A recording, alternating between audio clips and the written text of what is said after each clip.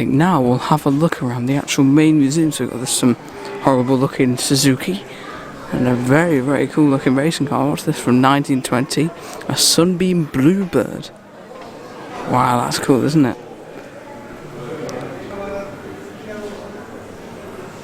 I love the end of that. What a beautiful car that is. That's really cool. Sierra Cosworth. We've got an Anglia Super here. Next to a very early Austin Mini Cooper S. That's probably a Mark 1, I'd imagine. Once again, a very early Beetle with the just sort of more chrome wheels, headlights, more sort of blended into the wing and smaller wings at the front and all sorts. And a couple of little bikes.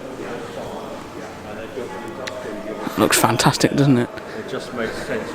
Anyway, what we've got over here, we've got this Prix from 1938. Hillman Minx, that's a lovely car that is. Next to an Austin 7 Chummy. This is the earliest of all the Austin 7s because it's got the two little lights on the windscreen there. This is from 1923, this example. I do like this Hillman. Over here is a real rarity, a 1913 Fiat. Next to a Ford Model T van. Wood would have been incorporated into a lot of these really, really early cars, as most of the time now it's plastic or metal, but at this time a lot of it would have been made out of wood, which is quite interesting. Over here is a replica of the 1886 Benz painted motor wagon. I believe were these the first cars ever made? Something like that. That's really where it all started, isn't it? All very mechanical. And then what is this here? A Granville steam carriage. Wow.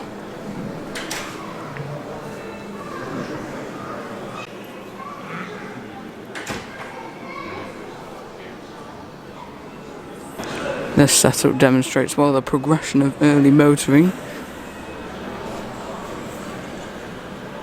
up until the grandeur of this Argyll. We've got those who will be driving and those who will be driven.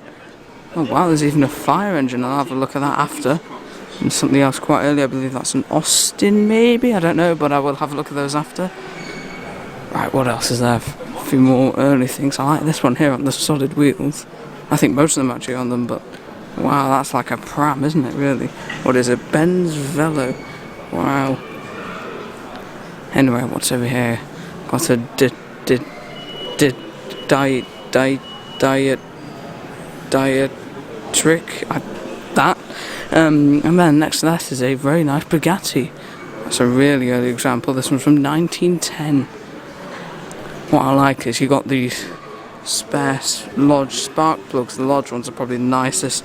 The spark plugs of the car this era are probably like that diameter at the bottom, and they're sort of really like fat at the bottom, which I think looks quite cool. I've got a few of them in my shed at home. All sorts of very shiny brass going on there. 12 horsepower Daimler.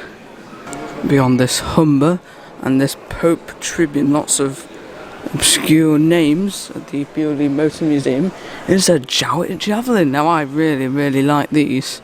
I believe this is the earliest of the type because the slightly later ones would have had slightly larger lights at the front. A Boxer 4 engine, I believe, surprisingly fast as well. This is from 1949. Suicide doors at the front and then normal opening at the back, I believe, yes. This is one of the earliest ones I've ever seen actually. Now, is it a deluxe? No, because the deluxe I believe had more dials there, but no, this is just a base model, but expensive car in its day. I think it's like £1,200 to buy in its day, which would have been a lot back then. It'd be a steal right now, but no, would have been a lot back then. But it really was a high-end luxury car. Now you can't really find them that much. They're really rare, but surprisingly not worth that much either. But a very, very nice car for the money. I like the period tax disc there as well. But yes, this is one of the early ones with these smaller headlights, which is a bit rarer, but they're pretty similar elsewhere. Same engine and bodywork pretty much, apart from a few minor details such as the later ones having larger lights. And over here is a Rolls Royce Silver Ghost. I love this taxi, especially the little pane thing. Got the nice fire extinguisher, very nice brass. What actually is this one? Unique 12-14 horsepower taxi cab. That's really nice. That it's interesting how the registration goes up there. The next to that, I believe this is a Daimler. Oh no, this is a Renault. I'm just having to read off there for these really early things because I don't know that much about these really early Edwardian cars. But I definitely know that this is an Austin 12. Very nice car. And then here is the very early fire engine. On solid tyres as well. As you can see the progression to the more rubbery, softer tyres from the solid tyres of the earlier cars. Over here's a very shiny Ford Model T, pioneered by Henry Ford, of course. Real contributor to the big economic boom of America, and then real contributor to the 1929 Wall Street crash and Great Depression. Because America went through this process of isolationism where they just built their own stuff for themselves, didn't buy anything else from other countries, but people found themselves, oh, I've got loads of money now, let's buy something.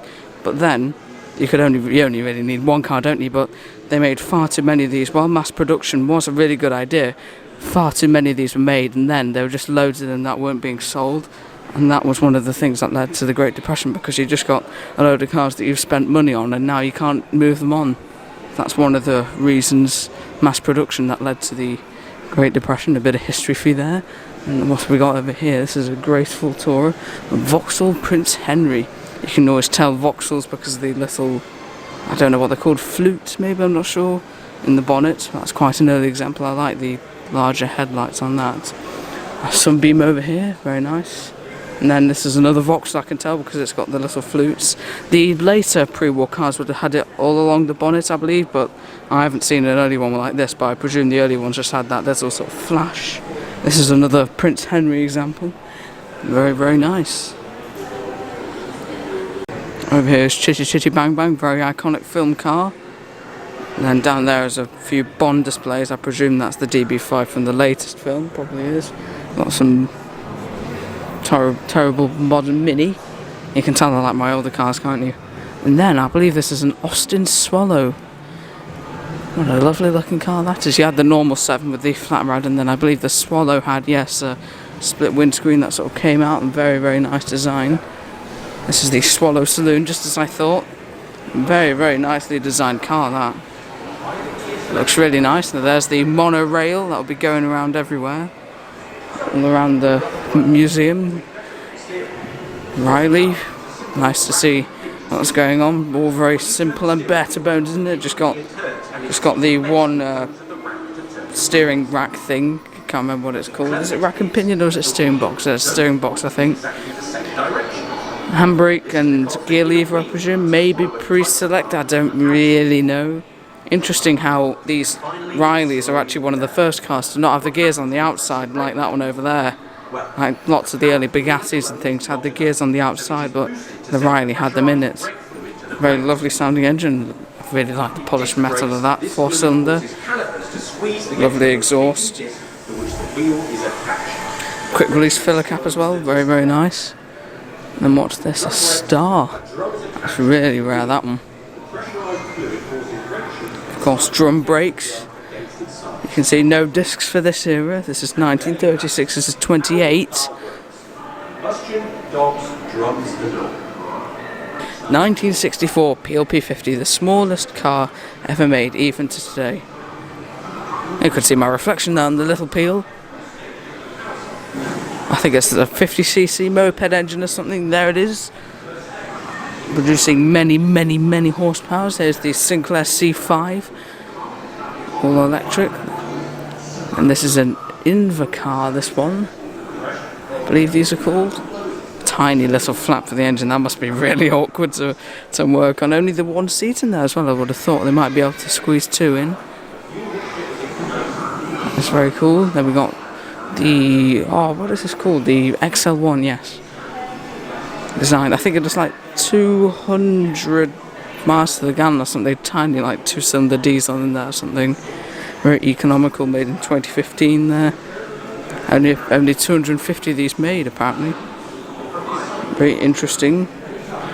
2CV6. Now here's a Ford Capri. This is one of the earlier ones. This is a 1600L with the 4-cylinder engine in there. Not the 3000, which would be a 3 litre straight six. So it usually says, there you go, it usually says on the side what engines there are on these old Fords.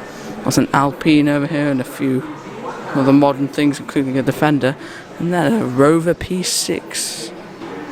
I wonder what engine this one is. I'll have to have a quick look. This is the 2000, it should say on the side. Oh no, it doesn't. I think for like the 2200 and Rover V8 one it says on the side, but maybe the base model 2000 doesn't. This is a 67 example. Very nice little car, 4-cylinder engine. And next to that is not a mini but an Austin 7. The very first of these were called Austin 7s. 1959, one of the earliest of all the early ones, this one. Next that is a Hillman Imp. Over here's a pre-war Mercedes-Benz from 1928. Very, very gracious Tourer, probably like a straight 8 engine in there or something. Not sure, but very, very nice. The British equivalent is this Rolls-Royce Tourer. Talbots, I do like my Talbots.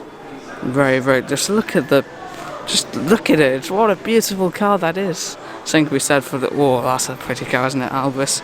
I love these huge lamps on the front, they just look so good, don't they? What year is this one? 34, Talbot 105. What a gorgeous looking car that is. Sure, it's got some form of large straight six, as does this Alvis. This is a Speed 25, this one. Just everything about them so ornate and pretty. This one's actually a Tourer, I guess you could say. Movable roof. Here's a Riley RMB 2.5 litre engine. This one's from 1948. Once again, the post-war equivalent actually of very nice looking pre-war cars. You can see the similarities, but then again you can also see the progress. Austin A90 Atlantic, very, very rare car. I really like these. It's just so different. A low-light Morris Minor. The very first of these would have been low lights like this, that's what they're known. And then they went to the iconic highlight, to be about there probably. Most people don't know about these, but yes, this is the early one. Ford Cortina Mark 1, the very first of these Mark 1 Cortinas said Consul on there. So it's the Consul Cortina. And here it's just a Ford Consul, very nice looking car. Over here is a very, very interesting and unique car, an Amphibious car this is, so you can obviously go on water because that's what amphibious means, but it will also be used on the road because it is a car, and cars are for the road. Did a bit of a better job than the Top Gear team did, haven't they? And this was done in 1964, or this particular example. Very nice little car that. I really like the look of these actually. Of course, one of the many problems with amphibious cars is sealing everything down there, but Amphicar did get it right. Right, beyond the console is this lovely Crosley. That is an interesting looking car, that. If you look at the front, it sort of tapers out. That's really cool. Is this the Beetleback type? Ah, it is. Wow. What a fantastic looking car that is. Interesting little air intakes or something there. It's an amazing looking car. It's almost like the Tatras of the era with this Beetleback shape. So nice that. Very, very unique car. It's more like a plane, isn't it? You can see the aero engineering, can't you? This is from 1934. Then there's the A40 Countryman. Very, very nice. Of course, Farina pioneering with these more straight line designer cars that would be pretty much everywhere throughout the 1960s and late 60s. There's a Golf and a Triumph Herald and a Reliant Regal. Over there you can see the progression of Formula cars. That's probably a Riley or a Fraser Nash maybe. Then we've got a 90s Ferrari and a 2000s McLaren. That might even be Lewis Hamilton's from about 2008, that era. What's this then? A Lancia Tipo. I didn't see this one before. Look at the huge gap there. Wow. I love how sort of home built, you could say, these cars look. Very, very unique and interesting. This is from 1910. Right, we're entering the Grand Prix Great section over here, so there should be a few interesting racing cars. Got the blower Bentley, of course, one of the first cars to be supercharged. This for a 1934 1/2 litre engine. That's a very nice little model, isn't it? The Morgan 4 and something else, I'm not sure what that is. Napier, is that? I'm not quite sure on that. A bit of footage of old Formula racing cars. What have we got over here? The 1996 FW14. Lovely sounding car. I believe these are a V10 engine. Amazing sounding cars, this era of Formula 1. Really, really cool. I believe Damon Hill won the championship in this year, I think, 1996. Here's the Lotus E20 from 2012.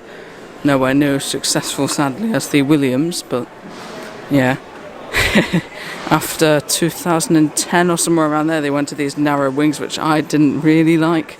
I just think that looks a bit better, but it just shows the progression. And over here is the 1994 McLaren, driven by Martin Brundle, I think this one. Yep. Once again, fantastic sounding engines. These would have been Honda powered at the time, I believe. I say wood model of an ERA, and beyond that is an AC Cobra 427.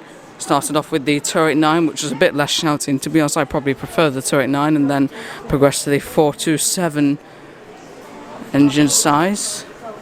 You can see one being raced there. They still are raced here in this country. They're still being raced at Goodwood quite regularly. Although a bit different to this example, there are so many replicas now. It's nice to see a proper old one, and they are really, really rare and desirable. And here's a 1953 Connaught. That's quite an interesting little car.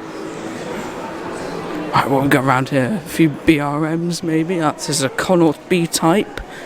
You can see the carburetors just coming out there. And here's a BRM V16 from 1950. These made their debut in 1950. And I believe one of them conked out on the start, if I remember correctly. But the tiny 1.5 litre, I believe, V16 engine. Heard a couple of these at Goodwood last year. Sounds absolutely amazing.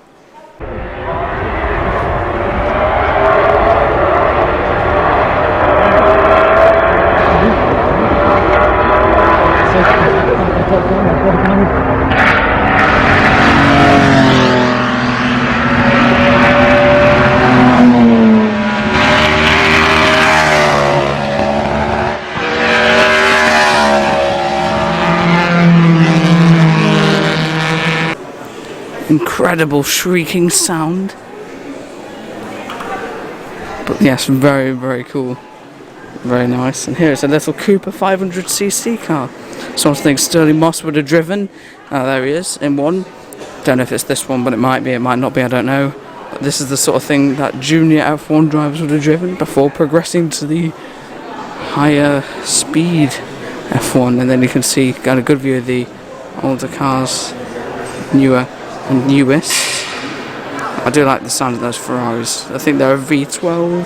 Very lovely sounding engine. That's a V8, that'll be, I think. And I'm not sure what that is, probably a 4-cylinder. Still not sure what it is. Fraser Nash maybe, I don't know. Video plug imminent. I do have a video just about the BRM V16 and other BRM demonstrations that I just showed a clip of there. So please check out those from the Goodwood Revival last year. Amazing sounding. It's rare to see so many V16s out. You can just see it around there. But yeah, please check that one out after watching all of this one. Over here is the DB5 used in the No Time to Die edition, the most recent addition to the Bond Film Club thing. You can see the machine guns coming out there and the lights just hidden behind. All sorts of damage going on. There probably would have been a few of these, but this is the only one here, obviously. You can see if you look closely, they're actually stickers, but you don't really notice that in the film. It's a great film, actually. I saw it when it was in cinemas, and I suggest definitely going to have a look at it. We've got the Triumph Scrambler that also appeared. Here's an amazing Auburn 851 Speedster, supercharged as well. Wow, what an amazing car this is as well. Just look at that, just take that in. What an amazing and beautifully designed car that is. everything about it has just been thought through quite well, or very well actually. Gorgeous car that, isn't it? What an amazing tour of that, or speedster. Over 100 miles per hour, 1935 this one. Wow. That's amazing that, isn't it? Here we got a Lotus, a Jensen Interceptor, Jaguar XK150, 150 having the larger and wider grille at the front. Still very nice Jaguar engine. I made it into the 120, 140 and obviously 150 and Mark II, and I believe a maybe slightly modified version in this Mark 1 or Series 1 Jaguar E-Type. Now is this, no, I was wondering if this was a flat 4 one, which was the very earliest ones. But no, this is the sort of second earliest. The very earliest ones would have had external bonnet hinges. Over here, I presume this is genuine, a Ford GT40. This one's actually a genuine one, Mark 1, 1967. And over here is a Porsche 917K. Wow. Prestigious racing cars here today. Amazing car. And then something very different is the Outspan Orange. Was this based on a Mini of some sort? I think they might have like shortened the chassis or something like that, but a promotional vehicle for Outspan. They made a few of these, I believe. Not many of them are left. I believe Ed China as one of these actually. The guy who did all the work. Then Wheeler Dealers. Some drag thing, Allard Chrysler Dragster. Allard made cars before the war, and I think they always had an association with the Americans because they always had like huge V8s in them or something like that. Oh wow, that's an interesting steering wheel and dashboard setup. What have we got over here? Focus rally car. Some Group B stuff is this very nice Quattro, of course, the iconic 5-cylinder, and a Rothmans liveried Mark II Escort. That's cool. And then some form of special over here. I'll have to have a look at the information board. A Dello Mark II, 1955. A bit of a trials car, I believe. Maybe, just maybe, trying to look like the pre-war BMWs with that grille. I'm not sure. Maybe. Some thing here. Bolster Special Bloody Mary. There it is in period with absolutely massive opposite lock. Probably a spin. That's a good photo, isn't it? Some form of trials special, M&L trial special, there you go, 1954 this one.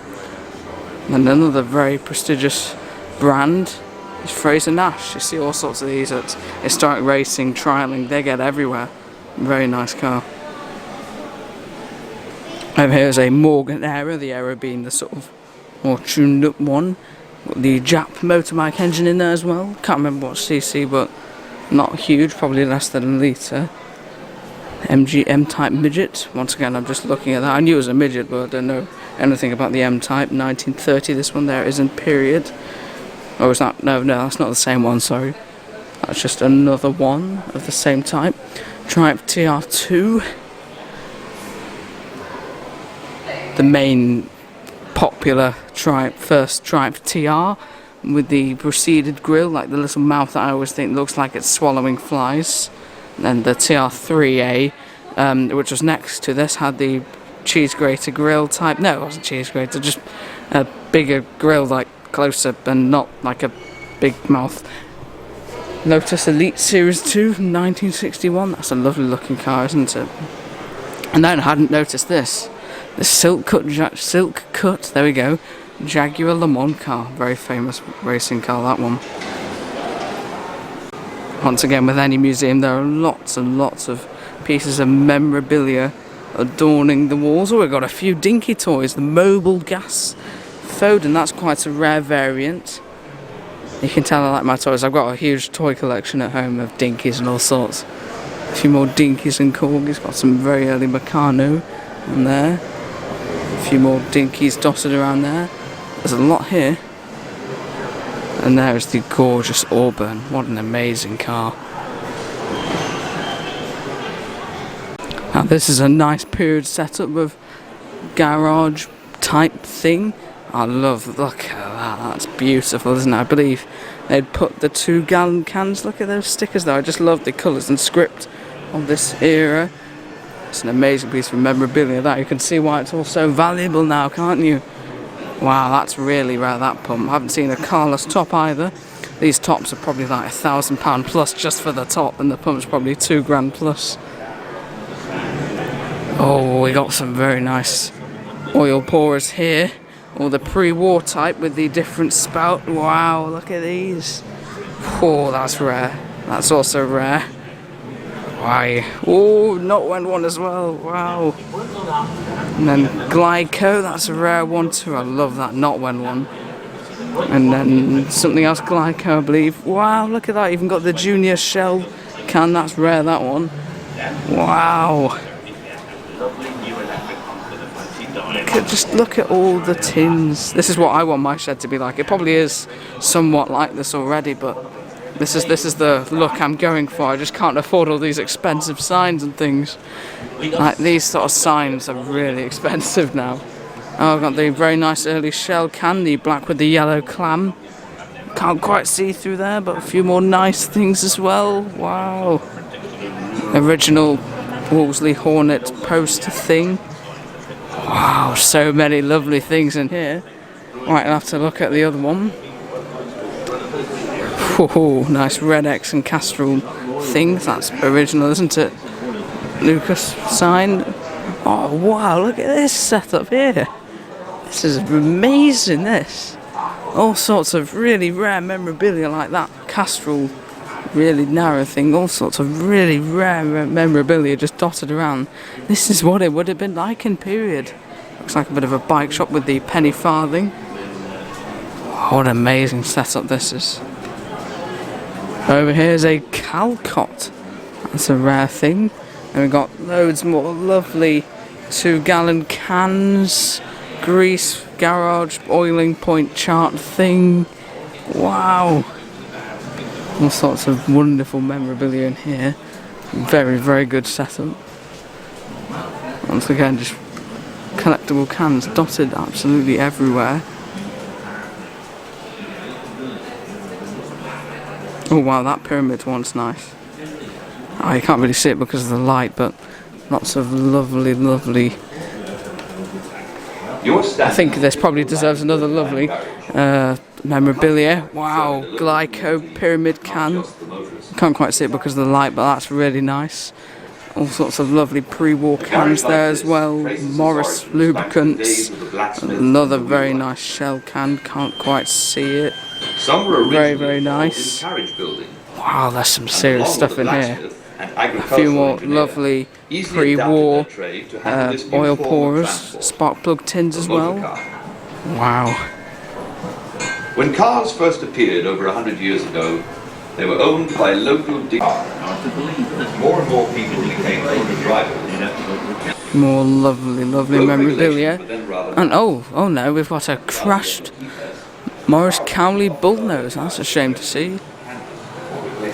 Bit of a mess being towed by a very, very nice Austin 20 horsepower breakdown truck. That's lovely, that 1926. I can't quite show it properly. My camera's having a bit of a problem where it's a bit too zoomed in when I'm not actually zoomed in. So I'm sorry if that's making the viewing a bit bad, but at least you can hear me talking about these wonderful cars. This display is cool, isn't it? That is interesting. Always like to see a few things that are a bit different. Got the back of a few vans over here. Have a look at those after. A Bruff Superior, that's nice. A Norton. An original Royal Mail Morris Minor. Everything's right about this one. Got the netting and wood. There you can't see it, but it's like a bit of a partition. The thing on the side, yeah, that's the technical term. And then there's like a little basket probably down there.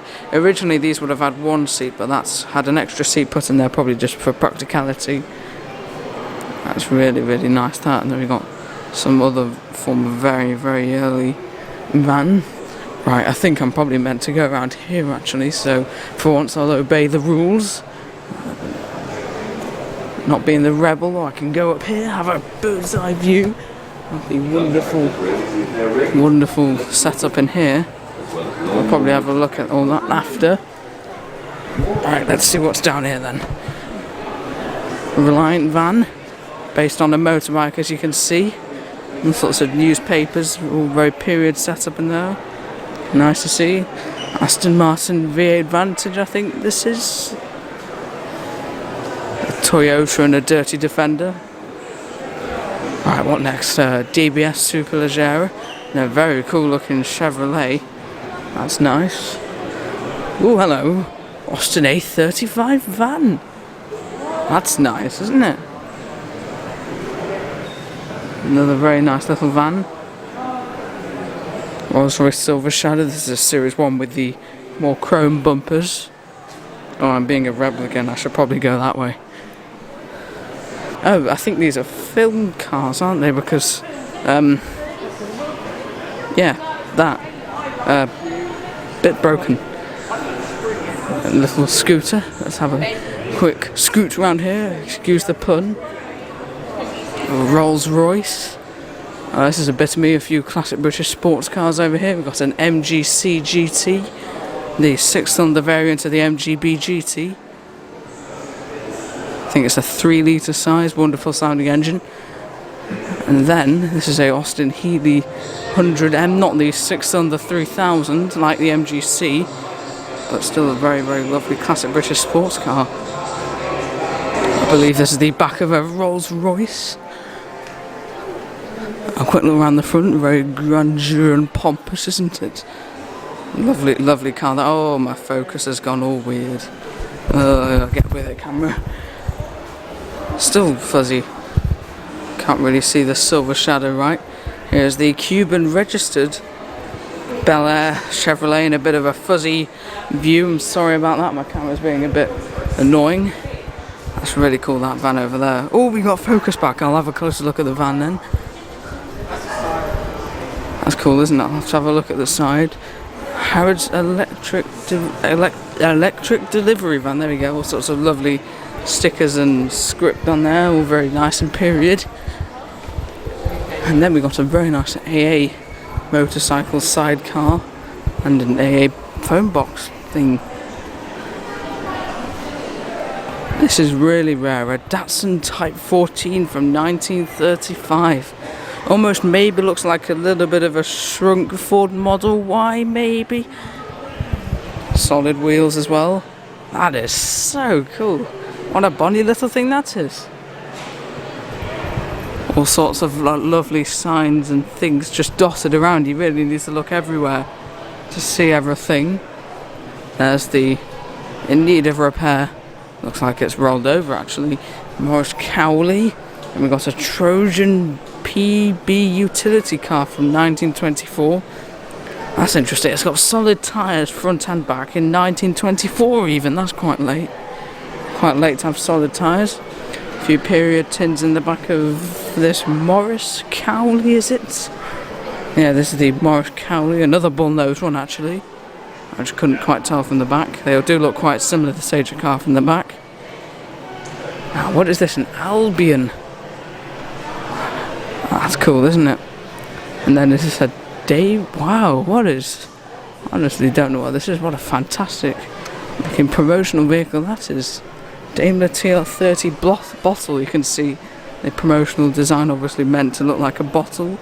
That is really cool, that, isn't it? Wow. That's a unique thing, isn't it? I like that. That's really cool. And there's a Bean. No, not Mr. Bean like the Mini, but a Bean Short 14 with a very nice period Royal Caravan behind. And there's the promotional truck.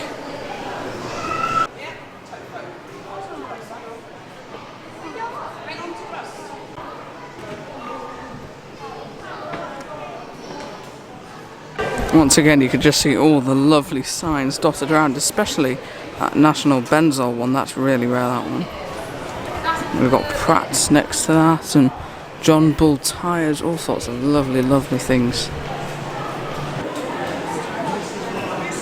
There are the remains of a Gregoire from 1905 buried under there somewhere.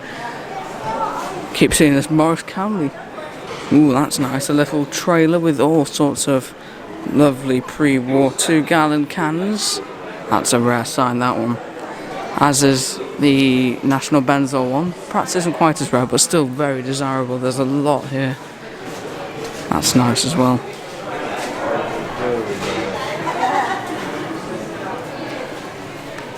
Having to really arc my back now, but let's have a quick look at this wonderful shell shop. Got all sorts of lovely Shell X100 motor oil tins. What a wonderful setup this museum is. I'd really recommend. Quite an early Isetta again. I think these would top out at 51 miles per hour, modest but a very fun little car. All sorts of lovely Shell things just dotted around casually. Got a double-decker bus here. The big tyre, it's a bit random. And what's around here? We've got a Maxwell. Is that a shower bank? Yeah, that's a shower bank, not a bus, but a shower bank. That's what they were called in this era. And the very, very early Land Rover. This is actually a pre-production model. Obviously a Series 1 with the flat side, but this is actually even before the Series 1. 1948, so that's a really early one, that one actually. That's cool, isn't it?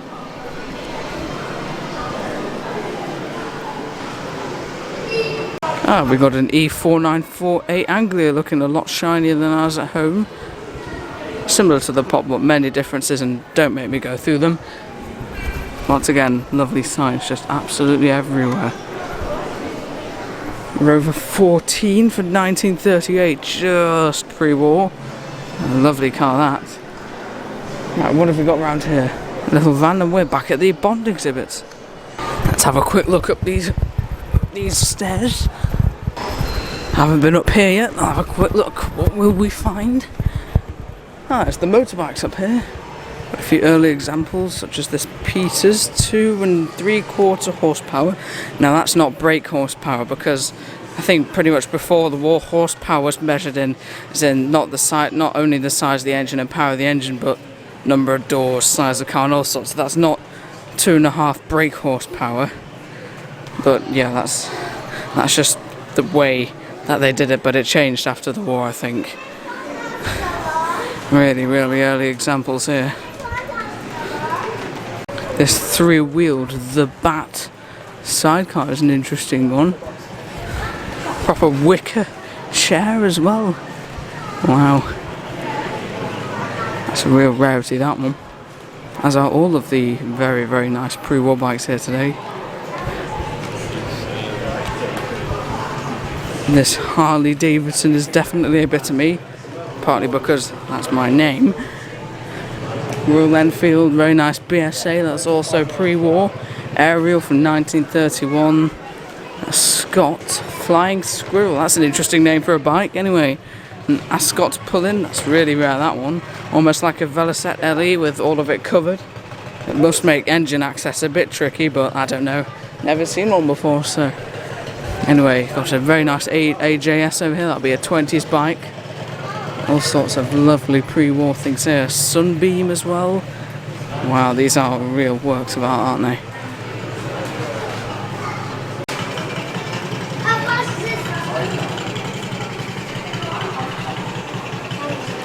This upstairs level is larger than I thought, actually. Got all sorts of wartime bikes. I don't know a lot about motorbikes, so please do forgive me. I am concentrating definitely on the automobiles here today. Very nice Vincent, that's nice. Norton. I get a good view of all the things and goings on down there. Love that garage. You've got the Reliance A35 van, that little electric one just around there. A few modern things. Well, it's not modern, but that is. And then the smashed up Defender. And what's around here? A few more racing type bikes. I like that AJS Royal Enfield as well. Sort of very early sidecar. Some modern Hayabusa. It's 1999 that, wow. Shows our bikes haven't really changed much since the late 90s, haven't they? I guess bikes haven't changed much at all over the time, because 1, 2. Well, that's what, got 3, wow. 1, 2, 1, they all have 2 wheels. Then again, that is what makes a motorbike a motorbike. A few Speedway type bikes over here, that's a nice game, I like that. Off-roading, got some period footage over there. The early engines required rebuilding regularly. Spare parts are not available off the shelf. Many Bentley Somehow I've come back to have a look at this bottled beer promotion vehicle thing. Oh, I hadn't noticed that. A comma little caravan. Got a few interesting period things in there. And I thought I'd actually show the back of this promotional vehicle because it's a really nice script.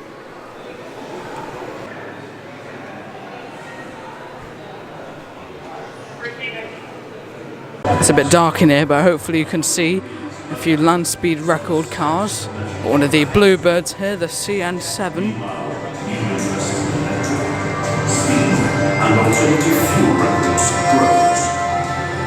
And we got the very, very nice Sunbeam. I've got a template version of one of these, 1000 horsepower. On cars like these. I also have a tin toy with this amazing golden arrow. Oh, somehow I failed to notice how all of these cars here explaining the slight dents and bumps are actually the ones that have appeared in the No Time to Die recent film. Interesting how the most expensive car, the Superleggera, hasn't been broken at all. Says a lot, as hasn't the Aston Martin, but the Defender, oh no, that can be smashed up. But yes, these are the ones that appeared in the film. Somehow I failed to notice there's two huge banners up there. Shame that they had to smash up the Chevrolet, but I guess now it'll always be famous for being in that film. I didn't realise there's actually a little staircase, and it looks like maybe a few things up here. Oh, I've already been here before. Oh, I see, it just joins up to, oh, okay. Oh, okay. But it means we do get a chance to look at this lovely, lovely, amazing design, isn't it? I forgot what it was called, but yes, Crosley, just for a moment there. What an amazing looking car that is.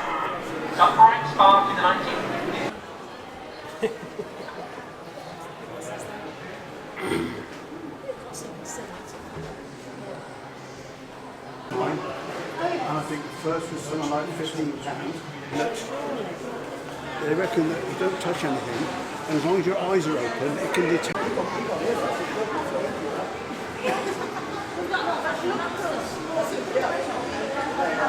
On closer inspection, that's actually an Allard. I thought it was a Freighter Nash originally. Get a good angle from here, don't you? Son of Malcolm sat in a new Bluebird. The old rules would have to be rebuilt. It was the end of... I'll just have another quick look at all the land speed record cars while it's somewhat light in here. So we've got the Golden Arrow here. What an amazing cars these are. You can see how it just sort of really wraps around the engine as in the rocker cover, and then the cylinders coming out of there. Actually, they've got the engine there to demonstrate. You can see how the car's really wrapped around that shape. Then you've got the 1000 horsepower Sunbeam. Just absolutely amazing things, aren't they? And then you've got the Bluebird CN7. It's just incredible to see these things. I've been taking quite a few photos because I don't know when you can see this sort of thing. I'd imagine it's here for a while, but we don't come down to the south coast very often, so yeah. A very, very, very, very important car. It's great to see it. It really does look surreal, doesn't it? It's a pretty amazing thing, isn't it? Look at the tiny cockpit in there as well.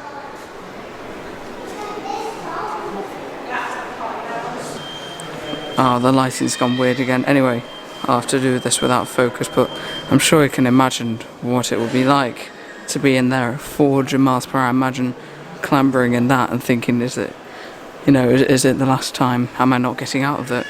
Which of course happened with the boat one. I can't remember what it was called, but there was the land speed boat one, and Donald Campbell died in a crash when it sort of flipped up, which was pretty scary. But yeah, pretty highly strung mad things these are. And of course it's gone dark as soon as I'm talking, but oh well, still very special to see this sort of thing.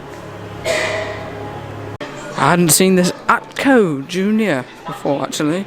Let's see, this innovative little car was manufactured by Atco Better known as a maker of lawnmowers, the Atco Junior was designed to give school children basic training in car handling and road sense. It was accompanied by a comprehensive 68-page training manual, which explained the controls and mechanics of the car and how to drive in traffic. Power is from a 1 horsepower Villiers engine. All controls are the same as a full-size car, apart from the gearbox, which has a single gear in each direction. That's really cool, isn't it? There you go, you can see neutral, forward, I think F for forward, and then reverse. Wow, what a great little thing that is. Good idea as well. That's brilliant, that, isn't it? Wow. Same can be said for this Crosley rear-engined, of course. This is probably one of my favourite cars here. Just such an amazing... Hello! I know you're over here. Anyway, Crosley is a lovely, lovely car, this one. Definitely one of my favourites.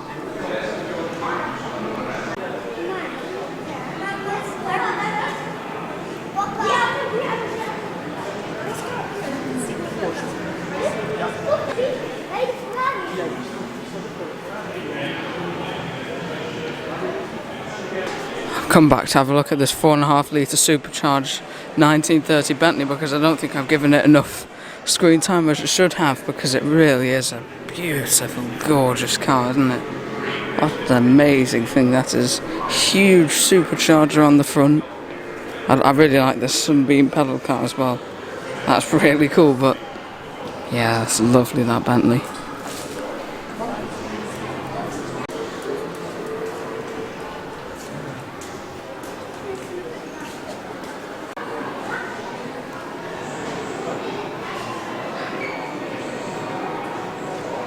But I think I'll wrap up the video here. We've seen everything that pretty much is to see. This Swallow's really nice condition, isn't it? Anyway, if you like this, please subscribe. Join me on the journey to 1,000 subscribers, and with your help we can get there sooner. Like the video, please comment below what you thought, and that's all. Thanks for watching.